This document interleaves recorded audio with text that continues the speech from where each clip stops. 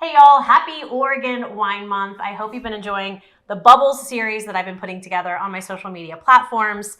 Part 5, the last one coming out next week. I'm a little sad. It's a little bittersweet for me because I've had so much fun and I want to keep the Bubbles party going. So how do I do that? We're going to taste some bubbles with friends, of course. Ashley Myers, Andrea Jacoby, my two sommelier gal pals. I asked them to come over because we're going to break down 3 different kinds of bubbles and 3 really different methods, right? These are totally different methods. So I hit up Market of Choice, of course, because they have their own label of bubbles. It's out. It's in stores right now. I also picked up some snacks for you guys. So let's get started. First, we're going to start with the Prosecco. Is that right? Yes, the Bubbles Project, and this is the Market of Choice label. Right. So I was talking to you guys about bubbles and the methods, and the 3 sparkling wines that we picked all actually have 3 different methods. So I'm really excited to learn the differences. Thank you, Andrea. So Prosecco, if you've been watching my bubbles tour of Southern Oregon, there are different methods to put bubbles in the bottle, right? Correct. And Prosecco, let's break this down. How is Prosecco created? It's Italian, right? An Italian sparkling wine. So someone give it to me. So Prosecco is traditionally made with a grape called Glera, and of course Market of Choice loves their tradition, so they went with the traditional Glera grape, which previously was actually called Prosecco. They changed it because that was a little bit confusing. So the Glera grape is what we're seeing today, and that method is done in a tank method. So the wine is fermented in what is called a bright tank, which is specifically pressurized to allow the fermentation to take place. And instead of doing it in individual bottles like a champagne would be, it's just done all in one tank, and that keeps the wine bright, clean, clear, and fresh. So when we're tasting this, bubbles specifically, I know with wine, I always give it a sniff, right? Same thing with bubbles? Yes, absolutely. The aromas of bubbles can actually be really, really complex. And a lot of the complexity of those aromas actually doesn't come from the fruit at all. It comes from the contact on the lees or maybe the blending process. So it's going to lose its bubbles a little bit faster, but when it's this drinkable and delicious and this fresh, there's really nothing. There's no reason to avoid it for that. Right. I think when I think of Prosecco, I think of party. I think of brunch. I think of mimosas. And that's why I love it maybe more so than other different kinds of sparkling wine. It's just so unique, so different. A little on the sweeter side, right? So it's an easier drinker if you don't want something super dry. It's also not going to have some of those funky, yeasty, bready notes that you're going to find in a wine that's actually had contact with its yeast for a little bit longer. And what are you guys getting from this?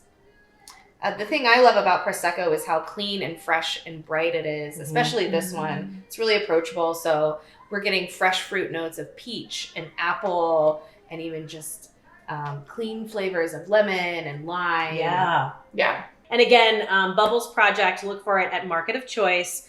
And I want to mention the price point on this, $12.99 for that bottle of bubbles. Super affordable. Really affordable. So next up is one of my favorites, a Cremant.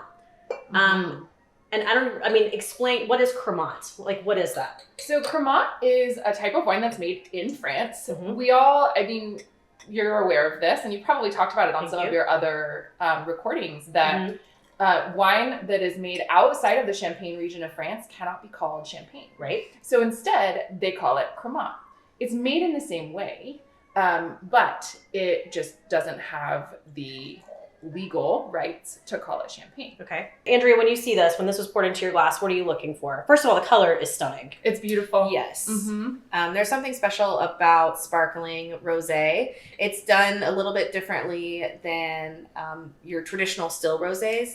They actually usually add a little bit of red wine back in to the sparkling to give it that beautiful pink color, which we really wouldn't see with direct press rosés. And that is an unusual law in France that allows our beautiful pink sparkling to be pink. Perfect. Okay. The last wine we're trying tonight also picked up at Market of Choice. I'm really excited about this one. This is the local in the lineup. Winemaker Sarah Gar. This is her. This is her bubbles, and this is totally different, really, than anything else that's out there, right? So of course we love Sarah, and she came across this Malvasia Bianca from the former Ledger David vineyard. And the day she received these bubbles, she found out that her niece was born. So she decided to make these little celebratory bubbles. Fun. And tell us a little bit about Malvasia Bianca. Why is that kind of special?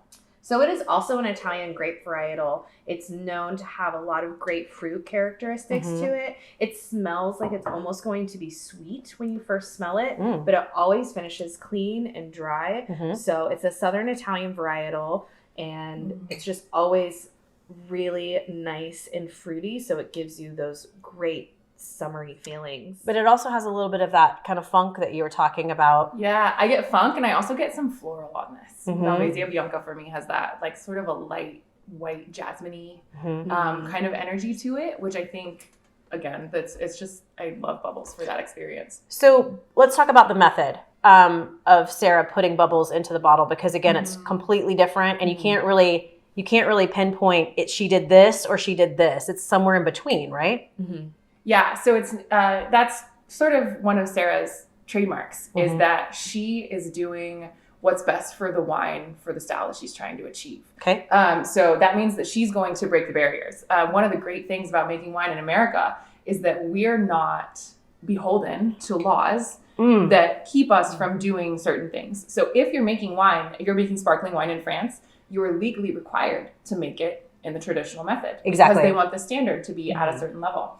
So what's cool about this is that she did this really interesting mix of a Pétillant Natural style, which usually would leave a little sediment in the bottle, but she wanted it to be really clean. So she did some racking and really kept a really close eye on the residual sugar because she wanted it to be completely dry. But so this is a very high involvement winemaking process. But because it's not a big champagne house, she doesn't have a procedure in place. She's just kind of going with it. Beautiful. Well, ladies, thank you. I know this was a hard job for you to come over. Yeah, the worst. Drink Please don't ever bubbles call us again. and drink bubbles with me. But again, all of this I picked up at Market of Choice. Check out their label, The Bubbles Project. It's a delicious bottle of Prosecco. Happy Oregon Wine Month. Again, I hope you've been enjoying Bubbles Tour, Southern Oregon. Ladies, cheers. Thank you. Thanks for having us.